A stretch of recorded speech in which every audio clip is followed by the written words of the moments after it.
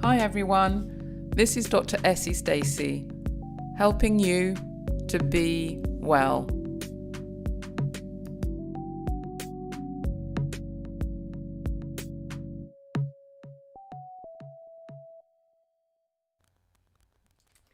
Hi everyone, welcome back to the old lot, and welcome for the first time for the new people.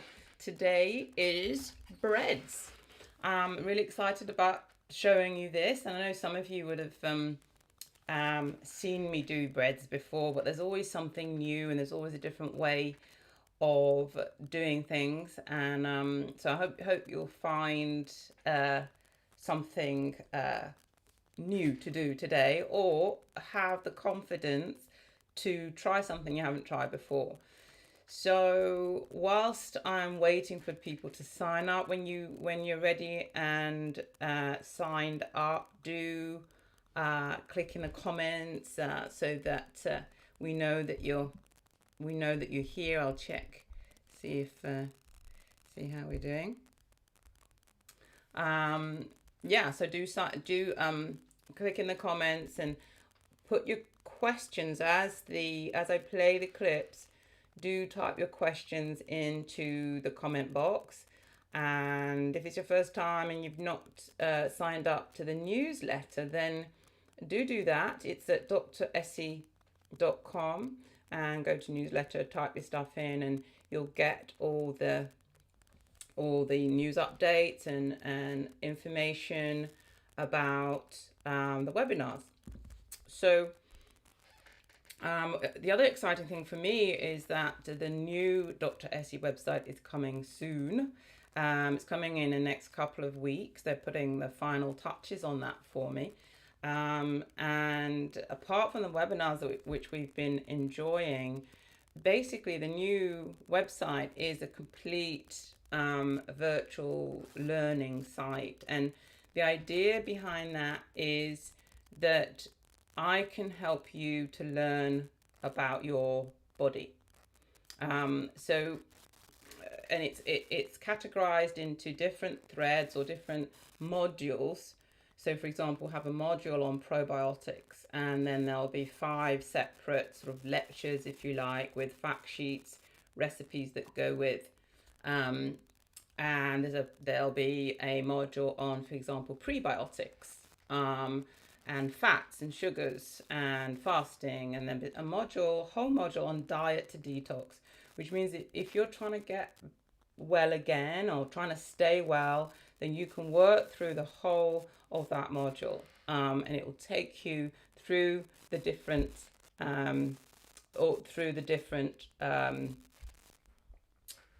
stages. Really, I have 3 phases for diet to detox. Right, some people are logging in. So we say Ines is saying hello. So do say hello. Let me type in there. Hi everyone. There you go. So whilst we're just waiting for people finding their way around,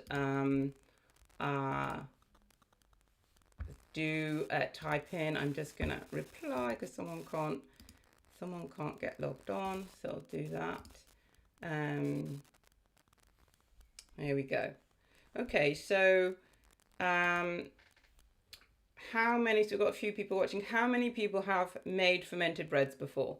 So stick your comments in there if you've made fermented breads before. By fermented breads, I mean you're using a ferment which is not a yeast packet. You know, who's done that before? Who's going to put their hand up to that? So if you have, then stick your comments in the chat box, and we can discuss that. So first of all, the first clip is about kombucha bread. I sort of just talk about the ferments that I'm going to use, and then show you how to make kombucha bread. So here goes, enjoy this.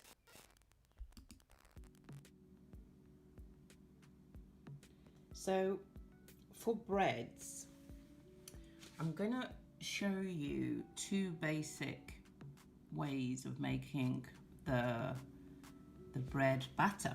And if you followed me doing the batters, you'll see that it's very similar. In fact, it's basically the same, but I'm going to go over it anyway, so give you confidence to go out there and try it all out. And so I'm going to use 2 ferments initially. So we've got kombucha and sake lees.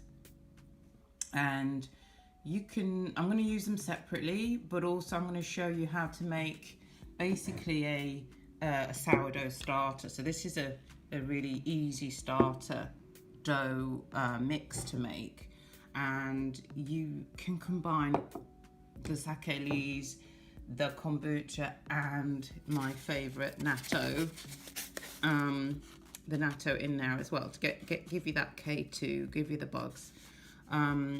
So we'll make that as well, because that's really useful to have handy. You mix things together overnight, but then if you haven't got time, you can do these methods also. So we start with the ferment, and what's the ferment going to eat? It's going to eat some self-raising flour. We want it to rise, and so that's why we're using self-raising flour, but also some sugar, right? Because that's going to feed the bugs. And you can make, the basic ingredients are going to be salt, and that's not coconut oil, but it's herbs from the garden in that. And I also like to add some eggs because that helps it to rise as well. So they're the basic ingredients for the breads.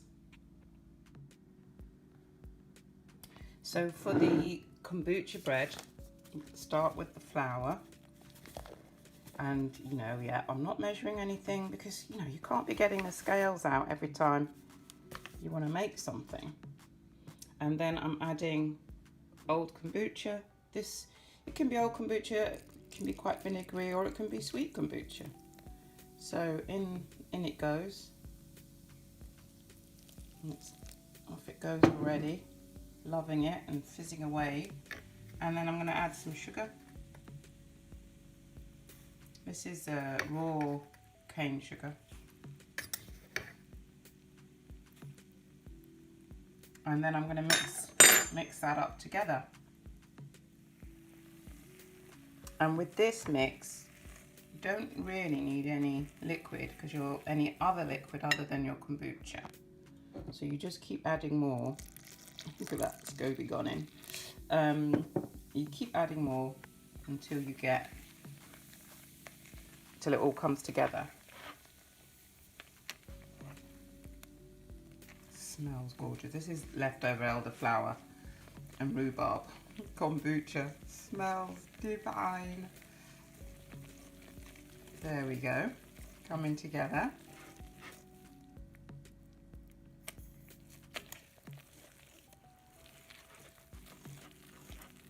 Smells gorgeous. Wish you were here.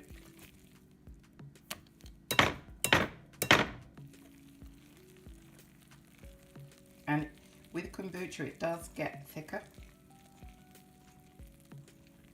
And if you wanted to, you could add some of my powders, just make it a little bit more potent in terms of the bioactive substances. But this is just the basics. You see, it's so simple. Coming together quite thick now.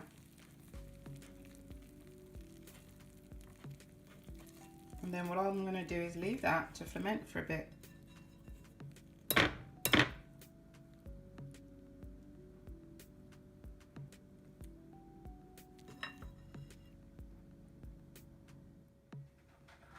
So this is the kombucha bread after a couple of hours. See how thick it's gone. You see that bubbles underneath all of that. So I could have just added the eggs with that original mixture, and that's what I normally do, but I just wanted to show you what it looks like. So now I'm going to put 2 eggs in that. It's going to help it to rise a little bit more, and also you're eating your eggs as well. It's a good way of combining, putting the eggs in there. So I'll mix that up. I'll see what so I might just leave that a little while longer as well now. Let the eggs start fermenting as well. Make more bioactive substances. It needs to be a bit thicker than that. Yeah, so I'm just going to dump a whole lot of flour in there to get it to the right thickness. So that's how much I've put in. And just going to fold that in, the final bit, so that you can just see how thick you need it. See that coming together? That's about it. Yeah, just that's the look that you need. That's the look. And unlike, I use gluten-free flour, so you do, for gluten-free flour, you need a runnier mix than you do for normal flour. So this is about right for gluten-free flour. For normal flour, it's going to be a lot thicker, right? But I use gluten-free flour. So there we go. That's good. So just thinking about what to put in the breads. I've got some onions here, so we can have onion bread, and I'm going to caramelize them with some kombucha. So put some kombucha in that and let them caramelize down. Let's see what happens with that.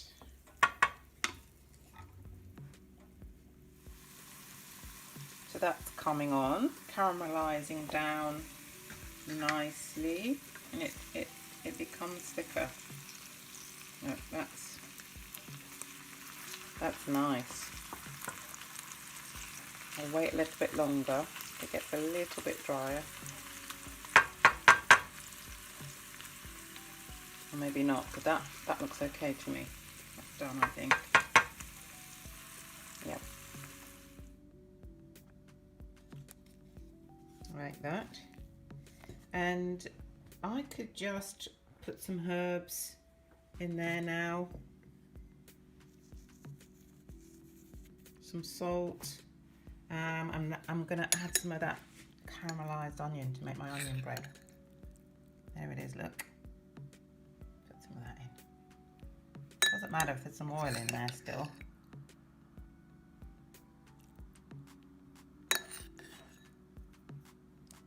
That. I'm just going to throw it all in. There we go. I think I'll eat that last bit.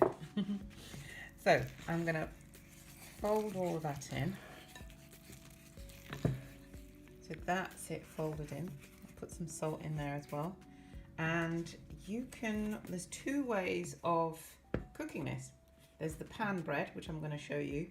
And then there's the oven way. So you can put it in the oven like normal bread, but I'm going to show you the pan way. So let's bring that over. Here's my pan with a little bit of oil in. And I'm going to spoon this in. This is going in.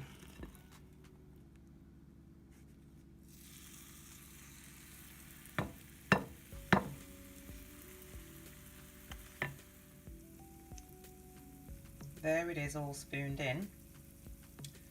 And I'm going to put the lid on. The beauty of the pan bread is that it's a lot quicker than the oven. And it's done in, 15 minutes, maybe a bit more. So I'm going to put the lid on so that the heat increases under there. And then we'll come back to that in a few minutes. Turn it over.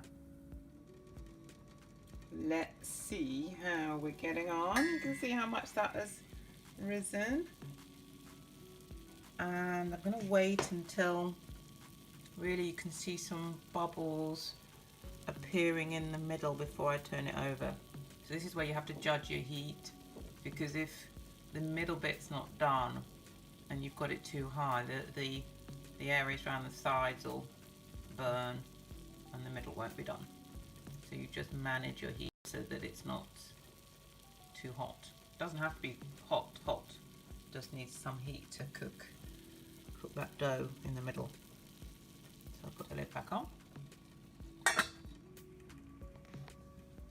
Right, so wow, look at that.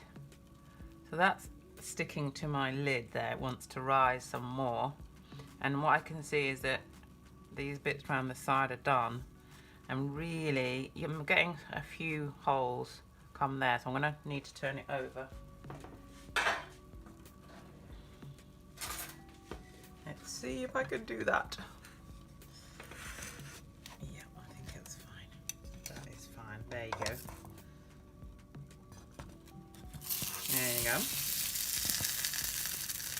Here's my bread.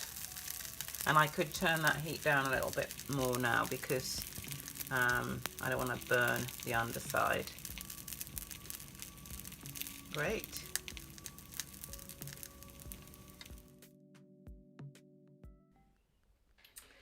So how simple was that? Kombucha and flour. And you're making this delicious bread. We got the taste test right at the end for you to watch as usual. But yeah, how simple is that? So let's have a look at some of the comments. So Vusi says that she has made some fermented breads herself at home as well. I would say we don't buy bread at all. And you know, if you can make your own bread this simply, then you know, why go out and buy it? So yeah, and let's have a look. And was again said never thought to make it. I know people don't think of how to do that. To just stick it on the stove and do it, but it does. And you know, in Ethiopia, they would have a friend who's from Ethiopia, and she showed me how they made bread, and you put the bowl over some hot water and put a lid on it, and it gradually rises. So you know, it's possible. Let's have some questions here. Is flour safe to use? Is flour safe to use? Or should I consider using different flour like nut flour? Safe to use in terms of what? Do you mean gluten containing flour, Lisa? Or it depends on your what condition you have. You know, if you know that you're gluten intolerant, we always use gluten-free flour. So all of my recipes that you see me making, they've always got gluten-free flour. If you're on diet to detox, obviously if you're on diet to detox, those of you that know what diet to detox is, basically remove grains from the diet in the first phase. And so you wouldn't be doing this in the first phase. You'd be doing it in the second phase when you're trying to build up your fermented food. And Regina says, great idea to have it in a pan. And do you need to add sugar? No, you don't have to add sugar at all. You don't have to add sugar because the flour is their sugar, isn't it? It's just nice with a little bit sweeter, but you absolutely don't have to. And certainly if I'm making a sourdough thing, the sourdough is very, very sour. And you know, sometimes don't add sugar. It depends on what if the desired effect's going to be. So Lisa says she's healing the mitochondrial cells and doing diet to detox. So if you're on that first phase of diet to detox where you're removing the grains, removing all of that stuff that may contain mold, pesticides and stuff, you wouldn't be doing this in that first phase. But then when you move over into the second phase, after you've added other types of fermented food, you easily would be doing this in that second phase. Is it okay to use felt? Yes, it is. It depends on, again, what your particular health issues are. If you are particularly grain intolerant, then even spelt can be troublesome for some people. And how do you make the sourdough itself? We're coming to that. So what I want to do now is to do the bit where I do a little bit of theory, just to remind you why we're doing this. It's not just a cooking show. So I'm going to move over onto my iPad, and just so we can go through some of the important points. Now, if you did batters webinar with me, then some of these slides will be familiar, but I'm not apologizing for you doing it, because we need to just go over and over and over this stuff until you know it without thinking. So with kombucha, you'll remember, if you've been on my webinars before, that I like to talk with ferments anyway about the fermentation equation. And that's what this is. So you've got microbes, and they eat sugar as their fuel, and they have some kind of terrain, if you like, that they, or media, or soil, whatever you want to sort of think of it as. The correct term is their media, their fermentation media. So, and then they produce bioactive substances and more microbes. So both of these are important. The bioactive substances are important, and the microbes are important. And depending on your desired effect, then you might want to favor the microbes, or you might want to favor the bioactive substances. And so with the kombucha, you have the SCOBY, which is this little thing there, which is a symbiotic combination of bacteria and yeast. They're the microbes. You've got bacteria and yeast, and the whiter stuff at the top is bacteria, the frondy stuff is yeast. And then we add sugar and tea to make kombucha. And if you haven't got round to making your own kombucha yet, please do. I believe that I make some in one of the webinars. I can't remember which one. Someone can post on there. But it's not difficult. You do need a SCOBY first of all, and if you're near me, then come get one from me. You can buy them online as well. But do start to do this, because it's a really easy way to get some good bioactive substances in. And so sake lees is the other ferment that I'm using today. And they call it sake kasu, and it is the leftovers. Basically, it's the leftovers from sake beer. It's still rice. It's a rice ferment, and it's the leftovers. You see there, it's rice and malted rice, and the alcohol is going to get all used up in the process. So same, we've got this fermentation equation, the microbes, which is the microbes in the rice ferment. And for the sake lees breads, they're going to be using their fuel, which will either be the sugar or the flour itself. And again, the media will be the flour in that ferment. So let's look at some of these bioactive substances. So vitamins are bioactive substances. So the fermentation procedure is not just about the bugs. It's about these amazing substances like vitamins that are being produced in your kombucha, in your ferment when you're making your bread. Statins. So statins are, cholesterol lowering drugs. And this is how they were initially made, is via the fermentation process. Obviously, we don't extract the molecule that makes the drug and then you get all the side effects. We've got it all nicely packaged as it should be to help our bodies.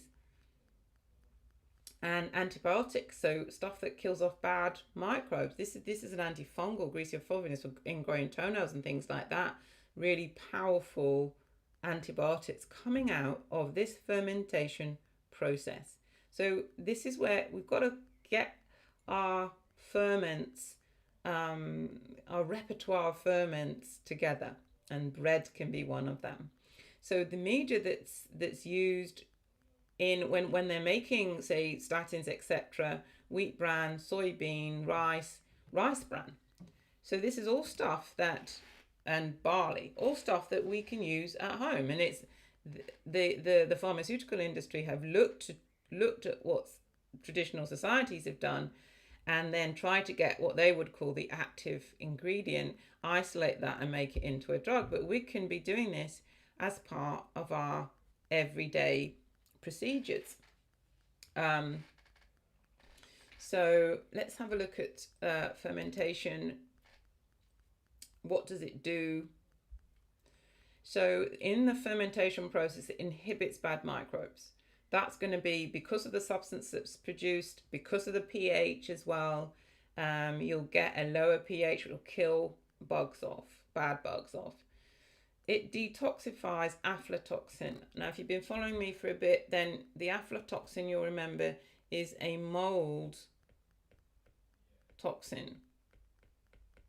And it's found on those grains and foodstuffs that are dried and stored. They can remove the mold but can't remove the toxins. The toxins will stay in that food and get passed on to you. If the cow's been fed grain instead of grass, it'll get passed to the cow and then to the milk. So that's why it's important, even with meat, that you buy grass fed meat and milk, if you do milk, that come to an animal that has been grass fed, because these toxins pass through and they do make people very ill. The other thing about fermentation is it increases the digestibility of plant protein. Plant protein isn't that digestible, but when the grains, they're not that digestible for the body. But fermentation followed by cooking, this is the particular study, these are the studies down here, was effective in increasing the digestibility of grain protein. And here's the interesting thing, bringing it nearly to the same level as meat. I'm sorry, that meat is not to be, pushed aside so easily. The fermentation process also reduces these anti-nutrients, tannins, oxalates, and phytic acids. These oxalates, the tannins, phytic acids, they prevent the availability. They basically lock in the minerals. So when you ferment, you then increase the availability of these minerals. That's magnesium, calcium, iron, zinc. So the fermentation process it's not just about providing you with the bugs. It's about giving you the goodness, the fuller goodness out of the food.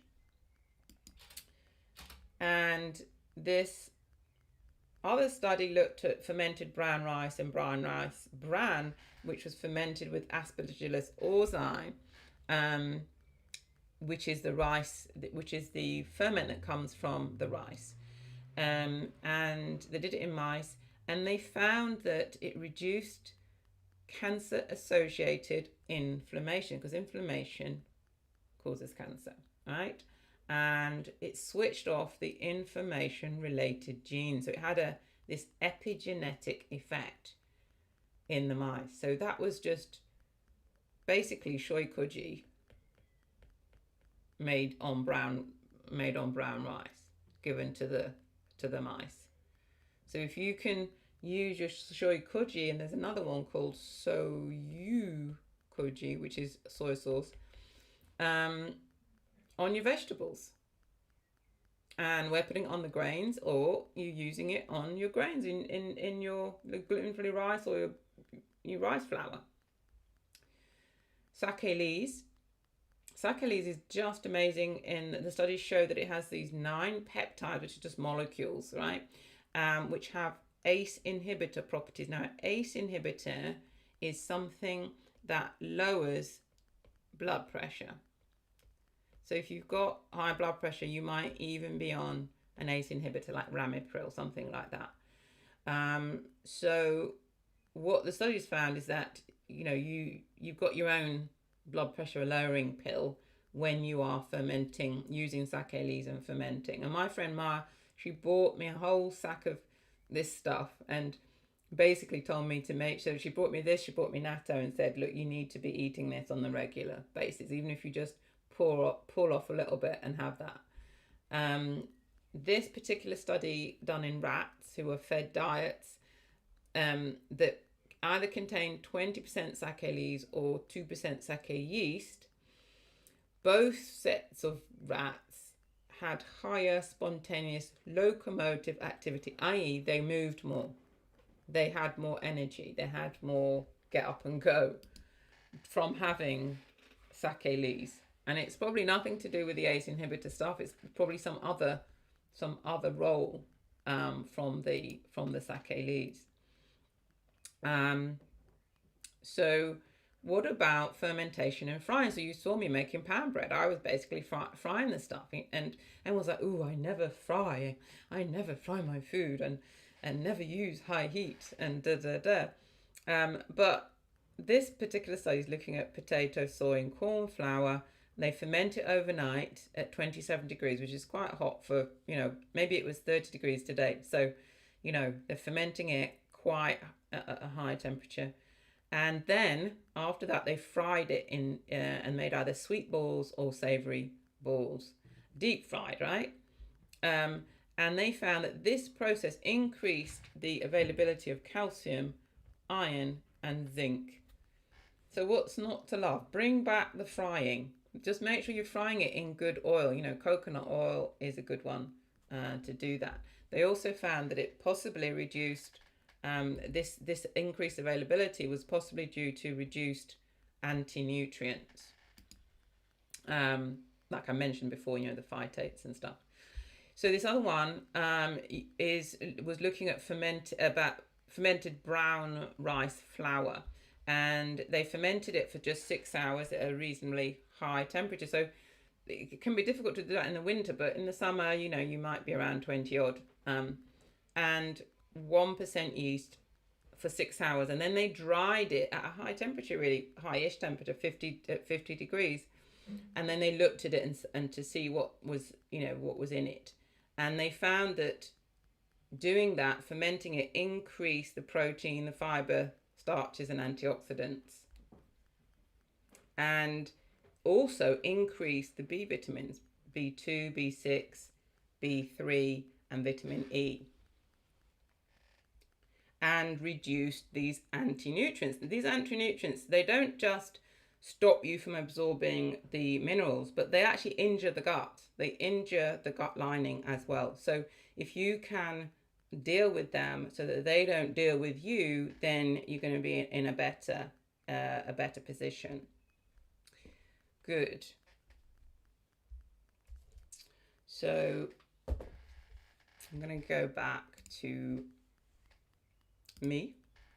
So let's have some questions. Marjorie says, has gluten-free flour got enough fiber in it?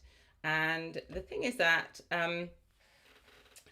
about fiber, it's quite interesting, isn't it? Because we think that fiber is a highly important part of our nutrition. And if we don't have enough fiber, then our guts don't work very well. But the interesting thing about that is that in traditional societies that don't eat a lot of fiber, you think about the Inuit, what we used to call the Eskimos, the Inuit, their traditional diet is made up of fermented meat, basically whale blubber, which has been fermented. And because of the coldness of the environment, they also wouldn't have very many green things. It was, fermented fish and meat. And up until recent times, extremely healthy. You look at societies such as the Maasai, who would basically exist on milk and meat, blood, animal blood. Again, very healthy. And what I see in my patients is that I don't focus on fiber per se to get the gut going. A lot of people come to me with gut symptoms, with non-gut symptoms, but often there's a gut element to it, and constipation or altered bowel habits are often part of that. And people often think, do I need more fiber to get the bowels going? But in fact, not the case. And certainly when we're doing diet to detox, I will strip all of those things out of the diet in order to give the gut a break. And I'll often say to people, we move to the next phase when your bowels are moving. And so they're in fact taking in less fiber, but their bowel heals and gets going. And then we move on to a point where we're giving fermented fibers, if you like. And so it's a good question, and yeah, so it's nice to be able to answer that one. Any other questions for me? So that's done with the theory side, but you know, I just like to add some of that in so that we know why we're doing all of this. Let's look at sake leaves bread. Let's go to that. For the sake leaves bread, I've got some sake leaves, about that much. Throw that in, and then again, so that's my ferment. Ferment's gonna eat the flour. Throw some flour in there. How much that? There you go. And then the liquid for this is going to be water. I'm keeping it simple for you. I could have used kombucha, couldn't I? As well, mix up the ferment. And then I'll whiz that up. Because when you whiz it up, you need more liquid.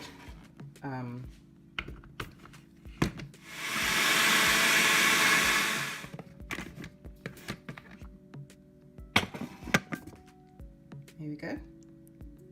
I'll pour that out and see what that's like. Again, it's loving it, and the sake leaves is more of the sort of bread type yeast that you would use traditionally, and it does have that bready smell to it. So the other thing I'm going to put in a bread is some lardon, some bacon bits. So that's another possible twist for your bread. And I've pre-cooked this bacon beforehand, and now it's going in the pan. So this is the sake leaves bread, and you can see some of the bubbles beginning to appear. And this is still quite watery.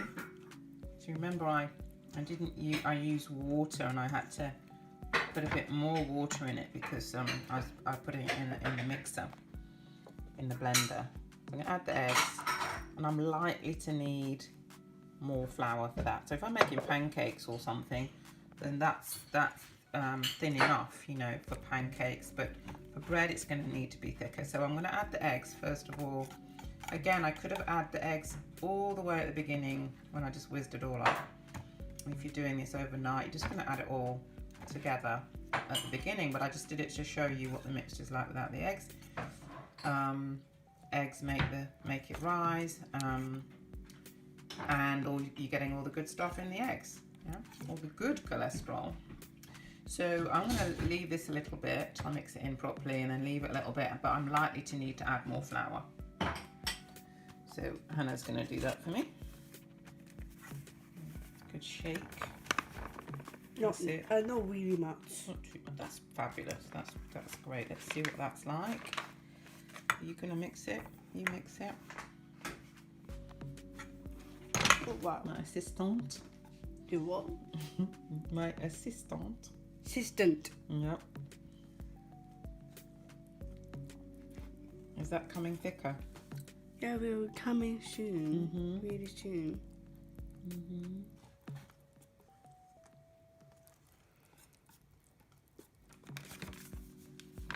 More flour. Not really much, huh? Yeah, not too much.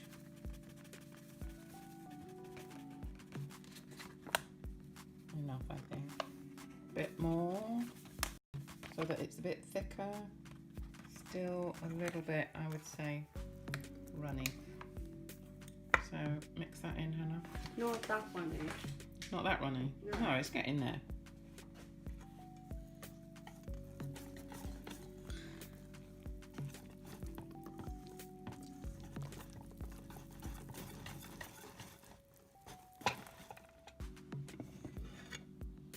So this is the sake leaves dough, and still too runny. I'm gonna dump some more flour in that again to get that desired texture that I want. This is what why it doesn't do to measure things out, because if you're using different ferments, then you're going to use different quantities. There you go. That's a bit better. So it's just falling off. And then bacon. I'm going to add some of that. And you know, you could make this into a sweetbread by having raisins or something like that instead. You can switch up a bit and put them into muffin cases. You can add seeds and toppings, and you know, make it in a pizza flatter, in a pizza sort of tray type thing. Yeah, so be creative. So I'm going to pour that into there now, and this is going to be an oven baked one. So there you go, and I greased it with oil beforehand, olive oil, and I'm going to stick that in the oven now. Again, moderate heat, and I'm expecting that to take 30 plus minutes. We'll see how that goes. So how was that? Easy, complicated? It'd be interesting to know how many of you have kombucha at hand or sake leaves at hand. Who has that stuff to use in their ferments? Or indeed, if you've got a sourdough going that you use to make up a bread.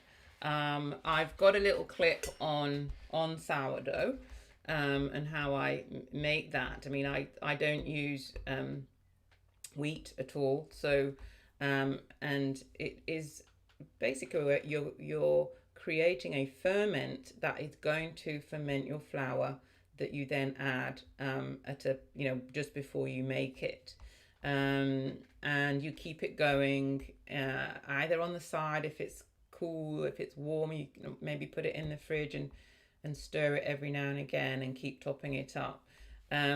So I will, the next clip is going to be about how I make the Essie sourdough thing. So yeah, so don't forget, type the questions in the chat box. Being quiet this evening. And yeah, so let me know, do you know, who's making kombucha, who's using it for this type of stuff, or are you just fermenting your vegetables with it, or what are you doing doing with it? So let's have a look at the sourdough. Go to that one. So I'm going to show you how to make a bit of a sourdough starter, and this is good because you keep it in the fridge.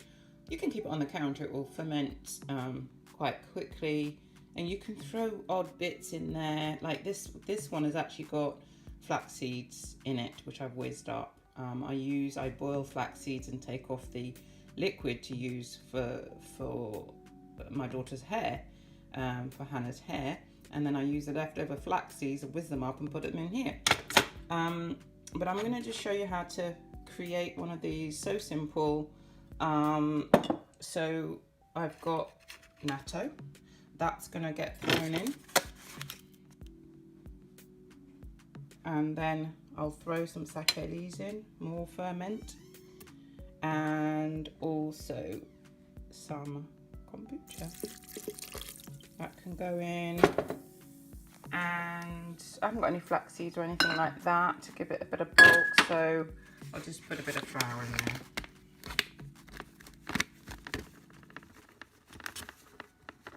It,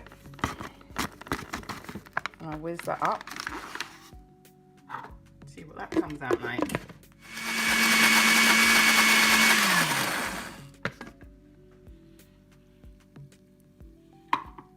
A bit more water so it'll whiz up.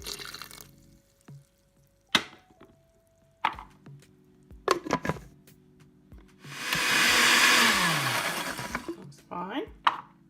That can go into there. You can see it pouring in. A bit lumpy.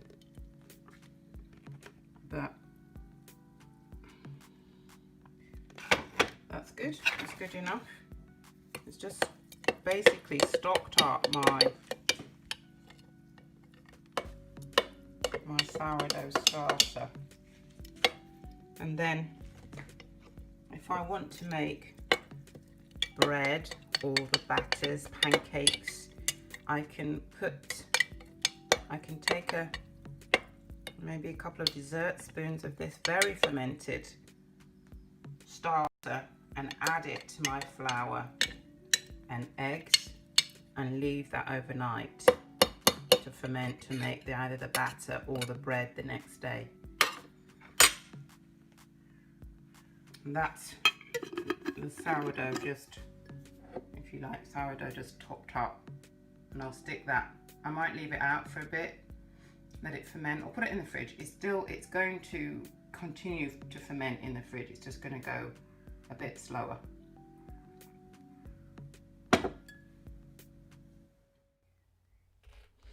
So I hope that was easy enough for you to follow with the sake leaves. I know that with the sake leaves, it's maybe something new that you never come across, but if I can encourage you to hunt some down, they are kind of in the back of the fridge in Japanese shops. I don't know if anyone has ever managed to get any online.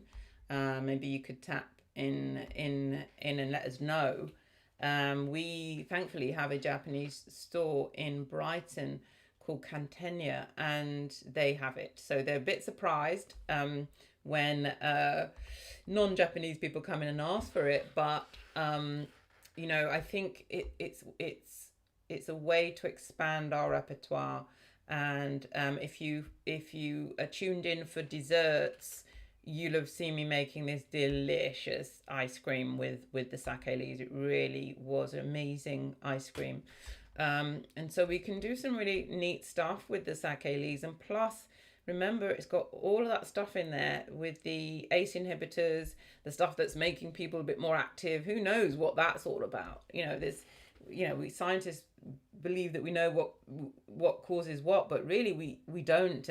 And the fact that these traditional societies have eaten this stuff and have remained well and into their 90s, etc., means that we need to take some of this on board. So do hunt some sake leaves down if you can. Come down to Brighton, get a stock. And with the kombucha, why not try making some yourself? Order.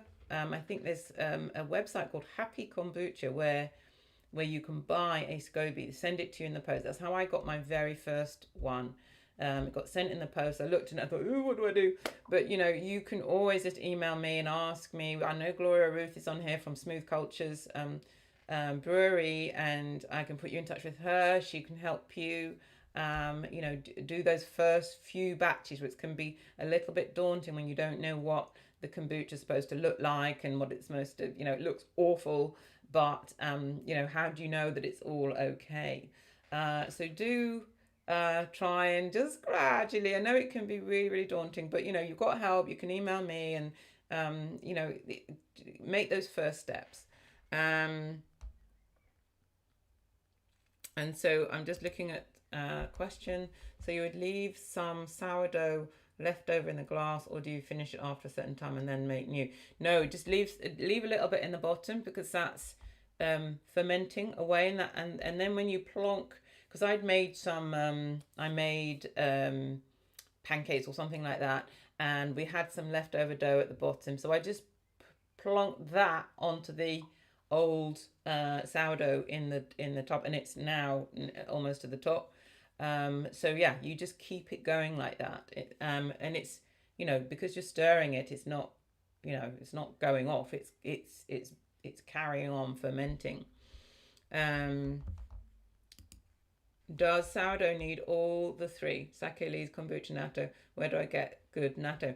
So no, it doesn't. And you can add whatever you like in there. I just was showing you some of the stuff I put in there. You might just start with kombucha and flour, and then you can put leftover bread in there, plonk it in. a bit of vegetable, although it does smell of vegetables if you put vegetables in there, but you can do that. Because remember the fermentation equation, the bugs are going to eat the carb and whatever other nutrient is in that media.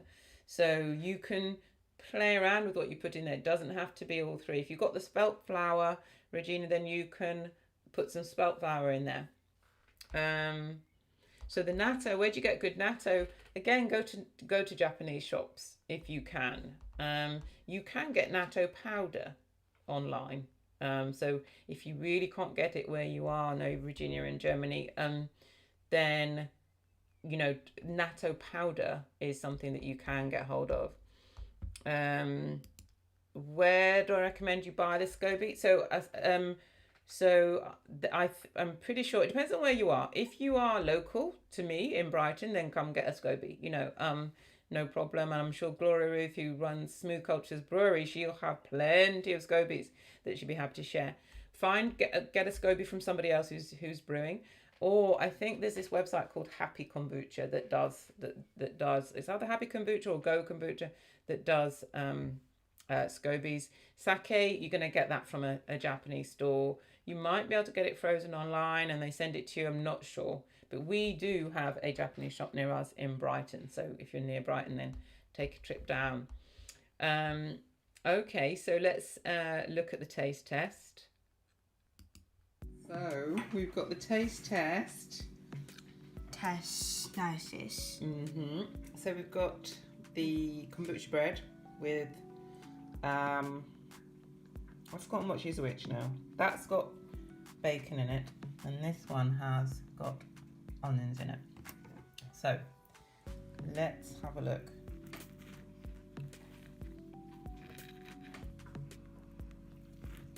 Hannah. Yes. Let's see.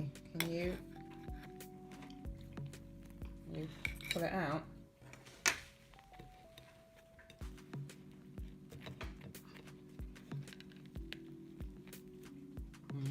Still hot. Let's take a little bit of it and have a taste. And tell me what it's like. There you go. Let's see. Show people. Put it on the table. That's it. Put it on there. Have a taste.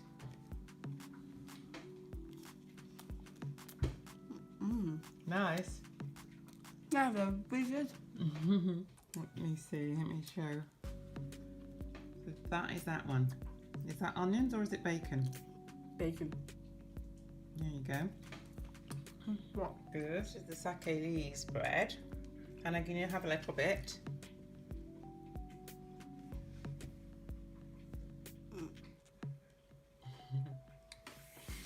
Go on. Let me get the knife to help it out. There you go. It's very cakey, this one. The sake. It's cakey. Is it nice? Yeah. Is it onion? It's onion. Excellent. I'll show you what that looks like. There. You're going to dip it in your soup. Good? Yeah. Excellent. Great. So I hope that was good. I hope that you've been inspired. They were delicious. Both of them were delicious. And the first one, which was the kombucha bread, which actually had the onion in it, that was the one that we did in the pan, and that had quite a dense consistency. It was still, you saw it, still fluffy. And then the sake bread was really, it was a lot more runny. And that again was a lot lighter as well. And in fact, what we did the next day, we had a little bit left, cut them up, and we deep fried them and made them into croutons. They were delicious. So yeah,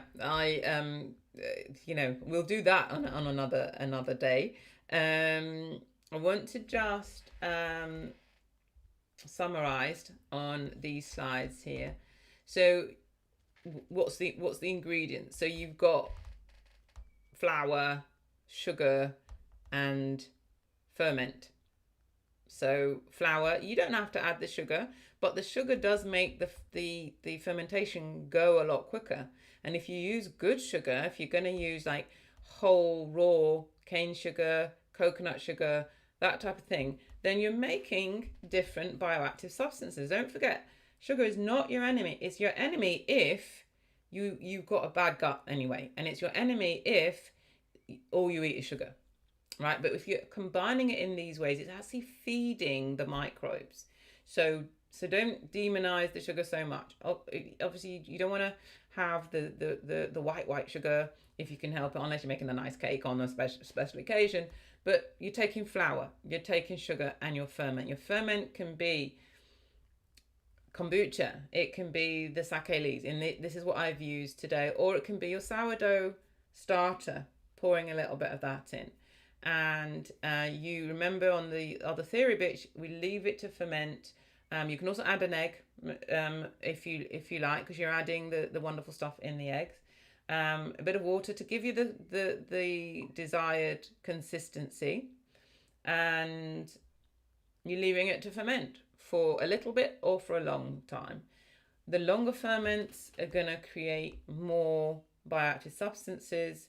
They're going to be tartar, less sweet, and so make it according to your tastes. And certainly with children, you're going to leave it for less time and maybe put a little bit more sugar if they're not used to having fermented food. If they're used to it, then doesn't matter. Hannah's used to it, so whatever she'll eat the sweet ones, she'll eat the tart ones, any of those. So you're going to leave it to ferment and make something. So add what you want to that. I've onions and bacon. You could put cheese in there, pesto in there. Sky's the limit, really. Make a pizza base and do all of that. Make something and enjoy making it and enjoy eating it. Let me just get rid of that. Let's see what questions we have. So Regina's saying where to get this stuff, who have scobies, and Paula, which brand of grass-fed milk and butter do you buy and where? I don't use cow's milk. I was bemoaning this fact the other day because our family are milk intolerant, even grass-fed stuff. But if you mix the desserts and some of this stuff with cow's milk, then it's great. If you type in grass-fed milk into where you are, Paula, and I think if you're local, Paula, there are Sussex producers for that. I think Ditchling, there's one in Ditchling somewhere. So try there. Sometimes farmers markets will do that as well. We'll do the grass-fed milks and butters. And let's have a look. I like that. Don't demonize the sugar. The sugar, if you use it properly, then you can, it can help. That sounds like a really controversial statement, but I'm not saying you're going to add sugar to everything, and you're not going to eat lots of refined sugar-rich foods. Which herbs did you use in the first bread? I used some from the garden, which was thyme, rosemary, oregano, sage. They were dried. That's what I used there. So you could just use mixed herbs, or like say basil, you could put in there on its own. Sai says that Country Life butter is grass fed. There you go. And Sue says that Kerrygold is also grass fed. The Irish ones are grass fed. So try those if your body can manage milk. I have to say, there aren't many people, once they go through diet to detox and take those things out for a period of time and then put them back in again, there are a few people that can really manage it. The body copes with it, but it manages so that maybe you don't notice, but a lot of people do have a milk intolerance. but I'm not about to take away your butter and your milk just yet. Good. So I hope you enjoyed that.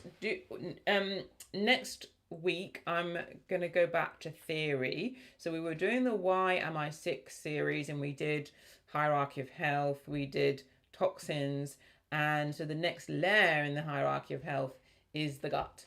And you may have heard some of it before, but yeah, listen in to find out what do the toxins do to the gut, and how does the gut respond to that.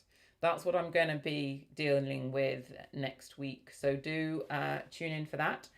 As I said, the website is coming along nicely. I'm hoping in the next couple of weeks it will be ready. And so that will be really exciting, because it's an online learning environment where you can learn how to look after yourself. That's my aim. Don't forget, if you're not signed up to the newsletter, do so at dressie.com so that you don't miss out. If you want to watch this webinar again, use the same link that's in that that you got today through Eventbrite. If it doesn't work for any reason, then email me and I can send you the link again, because it will still be active. So if you need to watch it again, no problem. Good. Any other questions before we go? Are the slides available? If you need the slides, then do email me, and I can get those to you. I can send the slides to you, no problem. I think that's it. Enjoy the weather, everybody. I'll wait just a little bit. There's this delay between me saying it and it appearing on YouTube. Yeah. So thank you everyone for tuning in. I know I've got some newish viewers as well. I hope you enjoyed it. The old webinars, if you want to watch those, if you go to my either Dr. Essie page, it'll take you to the Eventbrite page where all of my previous webinars are listed on there. So you can do those as well if you so wish. Okay, I'm gonna say goodbye, everybody. Everyone.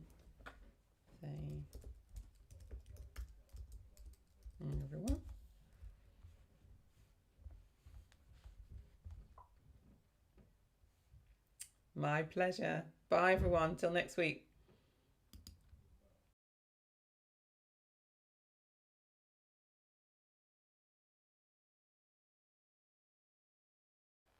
That's it for now, everyone. Remember, change starts with you. Be well.